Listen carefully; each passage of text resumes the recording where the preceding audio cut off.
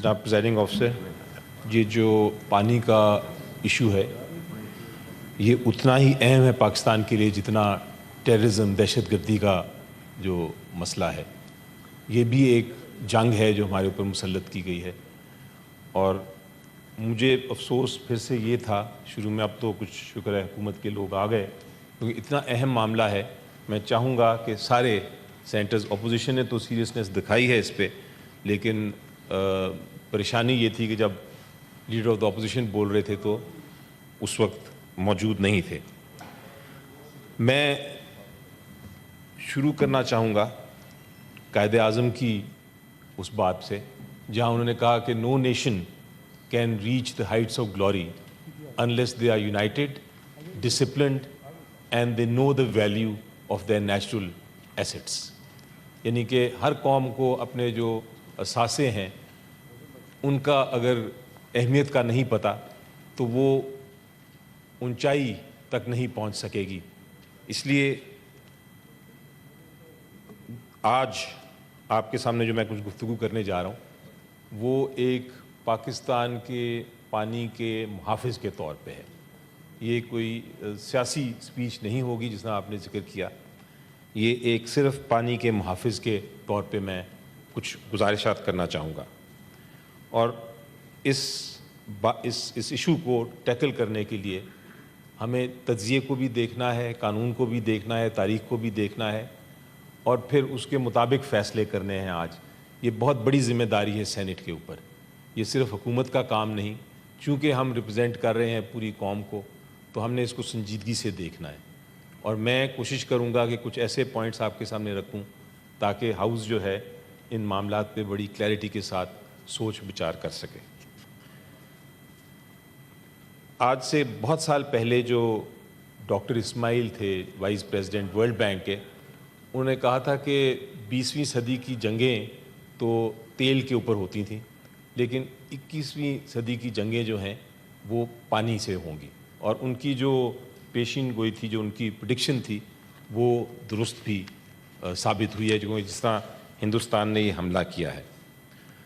اس سے پہلے کہ میں انڈس واٹر ٹریٹی پہ آؤں، کچھ حقائق ہیں سر جناب پریزائڈنگ آفیسر. پاکستان ایک واٹر سٹریسڈ ملک ہے. واٹر سٹریس کا مطلب یہ ہے کہ پانی کا دباؤ دنیا میں تقریباً سب سے زیادہ سمجھا جاتا ہے کہ ٹاپ موسٹ واٹر سٹریسڈ کنٹری ہے. اور ایک کانسیپٹ پھر آتا ہے واٹر سکیرسٹی کا، جہاں پانی جو ہے ختم ہو جاتا ہے ملک میں. پاکستان اس کی طرف تیزی سے بڑھ رہا ہے. اس کی یہ ساری رپورٹس ہمارے پاس موجود ہیں. آج دو وجوہات بتائی جاتی ہیں اس کی. ایک تو کلائمیٹ چینج، اور اس میں کلائمیٹ چینج میں یہ ہو رہا ہے کہ گلیشیئرز جو ہیں وہ پگھل رہے ہیں اور اس کی وجہ سے پانی آگے جا کے ختم ہو جائے گا ہمارے پاس. اور دوسرا پاپولیشن، جو ہماری پاپولیشن زیادہ بڑھ رہی ہے، یہ ایک بڑا واٹر سکیرسٹی کا ایک کرائسس ہے ہمارے اوپر آلریڈی. اور اس کو اسی لیے میں سمجھتا ہوں کہ یہ ٹیررزم، دہشت گردی جتنا یہ اہم بات ہے. ہم اگر یہ پانی کا کرائسس نہیں ابھی سولو کریں گے تو ہم بھوکے مر سکتے ہیں. اس کی وجہ یہ ہے کہ انڈس بیسن جو ہے وہ ہی ہمارا لائف لائن ہے. 3/4 جو پانی ہمارا آتا ہے سر ٹوٹل باہر سے آتا ہے. ہماری 10 میں سے 9 لوگ جو ہیں یہ انڈس واٹر بیسن کے اوپر ہی رائے کر کے اپنی زندگی بسر کر رہے ہیں. 90% اسٹیٹسٹکس کے مطابق 90% جو ہماری کراپس ہیں، جو ہماری فصلیں ہیں، وہ اس پانی پہ ڈپینڈ کرتی ہیں. ہمارے جتنے پاور پروجیکٹس ہیں، جتنے ڈیمز ہیں، وہ اسی پانی کے اوپر بنے ہوئے ہیں. تو اس لیے اگر ہم اس کو ہم سمجھتے ہیں کہ یہ ایک واٹر بامب ہمارے اوپر پڑا ہوا ہے جس کو ہم نے ڈیفیوز کرنا ہے، اس کو ختم کرنا ہے. ایک اور چیز میں ہر ایک کو پتہ ہے لیکن میں اس کو دوبارہ سے بتا دوں اس سے پہلے کہ میں انڈس واٹر پہ آؤں، کہ ہم پاکستان سر لوور ریپیرین ہے، ہندوستان اپر ریپیرین ہے. لوور ریپیرین کا مطلب یہ ہے کہ پانی اوپر سے نیچے آ رہا ہے پاکستان میں. انڈیا اپر ریپیرین ہے جہاں سے پانی شروع ہوتا ہے، اور ہم لوور ریپیرین جہاں پانی آ رہا ہے. اس کی اہمیت کیا ہے وہ ہم جب قانون کی بات کروں گا تو اس کے ساتھ آپ کو سمجھ آئے گی. ہندوستان جب پاکستان کی پارٹیشن ہوئی اور پاکستان بنا تو ہندوستان نے ایک چیز طے کر لی, اور وہ یہ تھی جناب پریزائڈنگ افسر کہ پاکستان کو پانی کے ذریعے ہم نے پریشر میں رکھنا ہے. تو آپ کو یاد ہوگا کہ ریڈ کلف نے اپنی ایک باؤنڈری بنائی تھی, جس باؤنڈری میں فیروز والی جو بیراج تھی وہ ہمیں دی گئی تھی. آخری منٹ پہ ریڈ کلف نے وہ لائن جو تھی باؤنڈری ڈرا کر کے تو وہ وہاں دے دی. کشمیر کا بھی ایشو پانی کی وجہ سے ہی انہوں نے رکھا الائیو. تو جس دن پاکستان ہماری انڈیپینڈنس ہوئی اس کے 7 مہینے کے اندر پہلا کام جو کیا, پانی کو استعمال کیا انڈیا نے ایک ویپن کی طرح, ایک ہتھیار کی طرح, اور انہوں نے ستلج کا پانی بند کر دیا فیروز پور جو بیراج تھی اس کے ذریعے. جب وہ بند کر دیا تو ایک دم پاکستان نے ریئلائز کیا کہ ہم تو لوور ریپیرین ہیں اور یہ ہندوستان جو ہے یہ پانی کو استعمال کر سکتا ہے. 12 سال لگے اس کے بعد سر ہمیں. 12 سال میں انٹرنیشنل دنیا بھی اس میں آئی, یونائٹڈ نیشنز بھی آئی, ورلڈ بینک بھی آئی, اور انہوں نے بیٹھ کے پھر فائنلی یہ طے کیا انڈس واٹر ٹریٹی کے ذریعے کہ ہم جو ہے فیصلہ کر لیں کہ اس پانی کو کس طرح ہم نے چلانا ہے. ہمارے سامنے 2 اس وقت ایشوز تھے. ایک یہ تھا کہ ہم پانی کو شیئر کریں, یعنی ہر دریا کا پانی ہم باقاعدہ ایک دوسرے کے ساتھ شیئر کریں, اور دوسرا تھا کہ ہم طلاق دے دیں, اور طلاق دے کے یہ کریں کہ کچھ دریا ادھر دے دیں اور کچھ دریا ہم رکھ لیں. تو الٹیمیٹلی یہ فیصلہ ہوا کہ یہ شیئرنگ تو پاسبل نہیں, کل کو جا کے پھر جھگڑے ہوتے رہیں گے کہ کون پانی کتنا استعمال کر رہا ہے. اس لیے فیصلہ یہ ہوا, اس کو کہا گیا کہ یہ ایک ڈائیورس سیٹلمنٹ ہے, یعنی یہ طلاق کی طرح ایک سیٹلمنٹ ہے. 3 جو ریورز تھے, 3 جو دریا تھے, ریور راوی, بیاس اور ستلج, وہ ٹوٹلی ہندوستان کو دے دیا. یہ ٹریٹی کے لفظ ہیں کہ ٹوٹلی اس کا استعمال انڈیا کرے گا, صرف جو پانی وہ استعمال نہیں کرے گا وہی پاکستان میں آ سکتا ہے. اسی طرح جو ریور تھا انڈس اور ریور جہلم اور چناب, وہ ایکسکلوسیولی اس کا کنٹرول اور اس کی پاور جو تھی وہ پاکستان کو دے دی گئی, اور ہندوستان کو کہہ دیا گیا اس ٹریٹی میں کہ آپ اس کا پانی روک نہیں سکتے, موڑ نہیں سکتے, استعمال نہیں کر سکتے. صرف بجلی بنانے کے لیے کچھ حد تک آپ رن آف دا ریور ڈیمز بنا سکتے ہیں, لیکن اس کے علاوہ آپ ایک قطرہ استعمال نہیں کر سکتے. مجھے اجازت دیں گے, میں I am sorry to interrupt you, it's very beautiful, آپ نے ہسٹری اس کی ساری دے دی, but the present issue is hegemonic designs of India. اس پہ آپ 1.5 سے 2 منٹ ہمیں بات کر لیں, کیونکہ آپ دیکھ رہے ہیں 12:30 بج رہے ہیں. آفٹر 10 منٹس نہیں, میں روک نہیں رہا ان کو, آپ ہاؤس کا سینس لے لیجئے. نہیں, وی may continue when the new session is called, اسی بحث کو. لیکن آج اگر آپ مختصر رکھیں گے تو دیکھیں نا, ہمایوں محمد صاحب بھی بولنا چاہتے ہیں, ان کو میں مائک دینا چاہتا ہوں, لیکن ٹائم نہیں بچے گا پھر. جی, بڑھا دیں گے. یہ جو میں ڈائیورس کا کانسیپٹ آپ کو بتا رہا ہوں, یہ بین الاقوامی قانون میں اس لیے اہم ہے کہ اس کا مطلب یہ ہے کہ یہ irrevocable ہے. اب یہ فائنل ہے, اس کو واپس نہیں کیا جا سکتا, چونکہ یہ اس میں آپ نے شیئر نہیں کیے ریورز کو, آپ نے کہا کہ ریورز تقسیم ہو گئے, اس لیے اس کو اب آپ irrevocable سمجھیں. اس کو کوئی بھی, نہ پاکستان نہ انڈیا, اسے واپس ہو سکتا ہے. اب جب یہ ہو گیا اور یہ ٹریٹی سائن ہو گئی, تو اس ٹریٹی میں ایک اور بہت اہم چیز ہے کہ اگر کوئی جھگڑا ہوگا تو اس کا ایک بڑا کمپلیکس سا میکینزم بنایا ہوا ہے. یعنی کہ میکینزم یہ ہے کہ کچھ مسئلے جو ہیں, جو ٹیکنیکل ہیں, وہ ایکسپرٹ کے پاس جائیں گے, اور جو بڑے گمبھیر مسئلے اگر آ جائیں دونوں ملکوں میں تو وہ ایک آربیٹریشن, ایک ثالثی فیصلے کے لیے وہ آگے جائیں گے. تو جب یہ ٹریٹی سائن ہو گئی تو ہندوستان نے تو اپنا مکمل طور پہ, پاکستان نے اس کو لیٹر اینڈ اسپرٹ میں مانا, اور ہندوستان نے اس اپنے جو 3 دریا تھے اس پہ ڈیمز بھی بنا لیے, اس پہ انہوں نے سارے اپنی براجز بھی بنا لیے, اور وہ پانی مکمل طور پہ استعمال کرنا شروع ہو گئے. پاکستان نے بھی دیکھا کہ جب یہ 3 دریا ادھر چلے گئے تو ہمارا بہت سارا علاقہ جو تھا لاہور سے لے کے ملتان اور نیچے وہ بالکل اس کے پاس پانی نہیں تھا. تو ہم نے دنیا کا سب سے بڑا کینال سسٹم بنایا, نہروں کا سسٹم, اور اس سسٹم کے ذریعے ہم نے یہ سارے علاقے آباد کر لیے ان 2-3 دریاؤں کے بیس پہ, چناب, جہلم اور انڈس. ٹریٹی چلتی رہی, لیکن ہندوستان دیکھتا رہا کہ پہلے ہم تینوں لے لیں اپنے دریا, اور اس کے بعد ان کی جو لالچی نظریں تھیں وہ ہمارے اس پہ پڑنا شروع ہو گئیں. اب ٹریٹی کو اگر آپ دیکھیں تو ہندوستان نے یہ کیا سر کہ انہوں نے سوچا کہ ہم اس کو توڑ تو سکتے نہیں ہیں, کیونکہ اس میں شک 12 نمبر شک ہے, ایک آرٹیکل ہے 12(4). آرٹیکل 12(4) بڑے واضح طور پہ کہتا ہے کہ کسی قسم کی مداخلت اس ٹریٹی میں ایک بار یہ امپلیمنٹ ہو جائے, ایک بار اس کے اوپر عمل درآمد ہو جائے, تو کسی قسم کی اس میں آپ تبدیلی نہیں کر سکتے یک طرفہ. اگر آپ نے اس کو ختم کرنا ہے, اس کو سسپینڈ کرنا ہے, تبدیل کرنا ہے, اس میں کسی قسم کی امینڈمنٹ کرنی ہے, تو پھر دونوں ملک بیٹھیں گے اور ایک نئی ٹریٹی بنائیں گے. اگر وہ دونوں ملک نئی ٹریٹی نہیں بناتے تو کسی قسم کی آپ تبدیلی نہیں کر سکتے. یہ آرٹیکل 12(4) آپ پڑھ لیجئے, بڑا سمپل آرٹیکل ہے 12(4) جس میں یہ لکھا ہوا ہے. 12(4) جب ایک لکھ دیا جائے تو ہندوستان کا یہ کہنا کہ ہم اس کو معطل کر دیتے ہیں یا اس کو فی الحال کے لیے ہم سسپینڈ کر دیتے ہیں, انہوں نے لفظ استعمال کیا ابینس, ہولڈ ان ابینس, تو یہ جو ان کا کہنا ہے یہ سراسر اس ٹریٹی کی خلاف ورزی ہے. اور ان کے یہ کہنے سے 4 چیزیں ثابت ہو جاتی ہیں. ایک کہ ہندوستان پہ کسی قسم کا اعتماد نہیں کیا جا سکتا. ہندوستان نے یہ بھی ثابت کر دیا کہ وہ اگر کوئی معاہدہ کرتا ہے تو اس کی وہ خلاف ورزی کر سکتا ہے.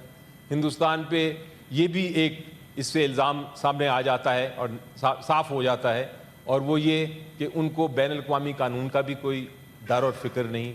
اور نمبر 4, ان کو پتہ ہے کہ اگر یہ کریں گے, پانی کو موڑیں گے, تو پاکستان کے لوگوں کو نقصان ہوگا, تو ان کو انسانی جان کا بھی کوئی فکر نہیں. اب یہ کیوں نہیں کر سکتے؟ ایک تو میں نے بتایا آرٹیکل 12(4) کے تحت. دوسرا, جس طرح میں نے کہا کہ یہ ڈائیورس ہے, چونکہ انہوں نے استعمال کر لیے ہوئے ہیں تینوں جو ریورز ہیں اور انہوں نے اس پہ لے لیا ہے پانی, اب اس کو ریورس نہیں کر سکتے. وہ اس پہ عمل درآمد ہو چکا ہے.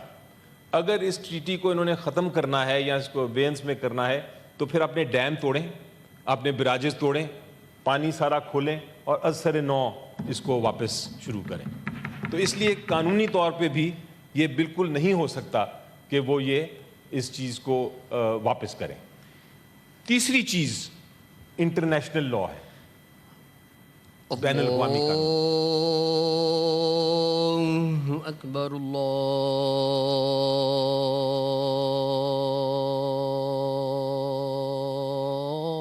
اللہ اکبر, اللہ اکبر,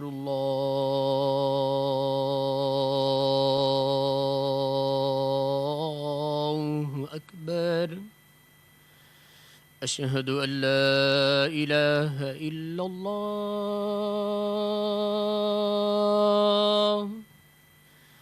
اشہد ان لا الہ الا اللہ, اشہد ان محمد رسول اللہ,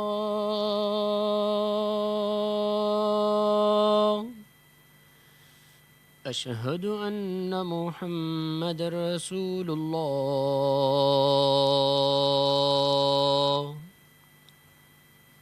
حی علی الصلاة,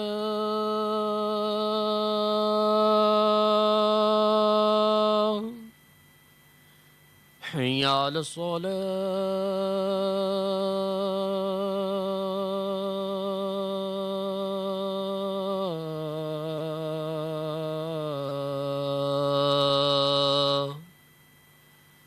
حی علی الفلاح,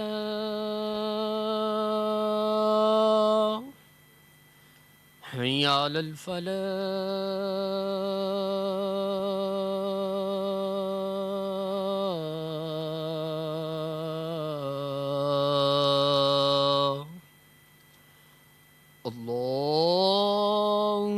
أكبر الله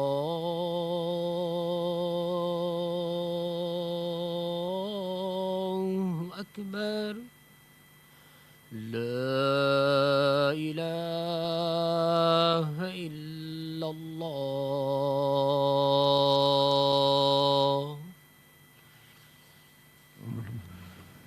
Senator Saab, I would request you to just wind up, please. Winding up जी. अच्छा, इस इंडस वाटर ट्रीटी के बाद हिंदुस्तान ने 2-3 बार पहले भी कोशिश की. वलर लेक, उस पे बराज बनाने की कोशिश की, वो झेलम रिवर पे था, उस पे रोक दिया गया. बघलियार डैम बनाया उन्होंने, वो चिनाब पे था, उस पे हम गए डिस्प्यूट रेजोल्यूशन के लिए एक्सपर्ट के पास, लेकिन हम बदकिस्मती से हार गए. और उसकी वजह मैं बयान करूंगा आखिर में कि क्या वजह थी. अभी आखिर में आ जाए ना. आ रहा हूँ सर, इस पे मैं कोई यूजलेस बातें नहीं कर रहा सर. मैं थोड़ा सा मैं कह रहा हूँ कि 10 मिनट बाकी मैं हैं. 4 मिनट और लूंगा just. Okay, then after 4-5 minutes, the session will be over. Okay, मैं बोले 4-5 मिनट्स बाद करूंगा. फिर नहीं बोले मौका बोले दीजिए, आप ये बड़ा अहम. आप बोलिए. किशन गंगा डैम बनाया सर उन्होंने, रतले डैम बनाया, उस पे भी हम बड़ी देर बाद आर्बिट्रेशन और उसमें गए. उन्होंने कोशिश की, कुछ हम सक्सीड किया, कुछ हम सक्सेसफुल था हमारा केस, कुछ हमारा अभी पेंडिंग है इम्प्लीमेंटेशन के लिए. लेकिन मैं उस पर इसलिए जिक्र नहीं करना चाहूँगा क्योंकि ये बड़ा अहम सेंसिटिव मामला है और मैं चाहूँगा कि हम इसको इन कैमरा ही डिस्कस करें इस वाले मामले को. लेकिन इंटरनेशनल लॉ पे मैं आता हूँ सर, कि जो एक तो मैंने बताया वजह कि क्यों नहीं वो कर सकते ट्रीटी के तहत. इंटरनेशनल लॉ भी बड़ा इंटरेस्टिंग है. इंटरनेशनल लॉ में जैसा मैंने बताया कि हम लोअर रिपेरियन हैं और वो अपर रिपेरियन हैं, तो लोअर रिपेरियन को बहुत सारे हकूक़ दिए हैं इंटरनेशनल लॉ ने. पानी का कानून मैंने स्टडी किया है, बहुत ज़्यादा स्टडी किया है. उसको मैं सिंप्लीफाई करके ये बताता हूँ आपको कि पानी का कानून इंटरनेशनल बैन अल-अक़वामी ये कहता है सर कि पानी जो है वो एक लोअर रिपेरियन के लिए फंडामेंटल ह्यूमन राइट है, यानी एक बुनियादी इंसानी हकूक़ है.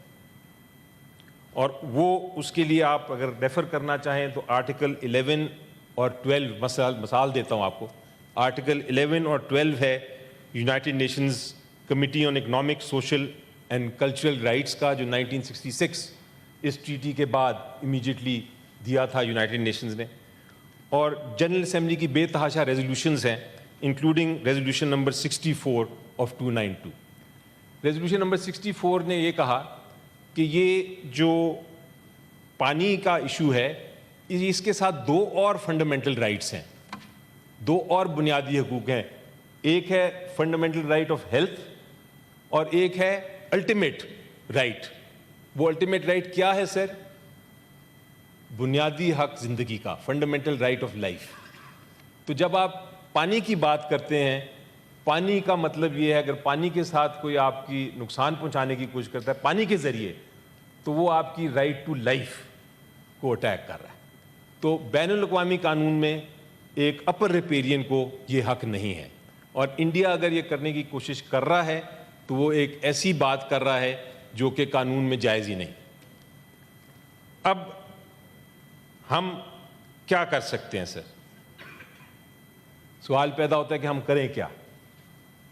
पहली बात तो हमें बड़ा क्लियरली एक विजन आनी चाहिए, बड़ा क्लैरिटी के साथ हमें ये समझना चाहिए कि इंडिया का ये जो यकतरफा एक्ट है और यकतरफा कहना है कि हम ट्रीटी को नहीं मानते, इसका कोई इफ़ेक्ट नहीं है, ये इसका कोई असर नहीं है. यानी कि हमें ज़रूरत ही कुछ नहीं करने की. अगर वो ये बात करते हैं तो ये बात की हद तक है, असल में वो ट्रीटी की खिलाफ वर्जी कर रहे हैं. जब ट्रीटी की खिलाफ वर्जी करते हैं तो कानून क्या कहता है? जब एक ट्रीटी को होते हुए भी कोई नहीं मानता तो बैनुल अक़वामी कानून क्या कहता है? बैनुल अक़वामी कानून ये कहता है कि आप अपनी सेल्फ डिफेंस में हर वो काम कर सकते हैं जो आप ट्रीटी को बचाने के लिए करें. यानी कि इसका क्या मतलब है सर? ये सर मैं बड़ी एक वन लाइनर कहता हूं आपको.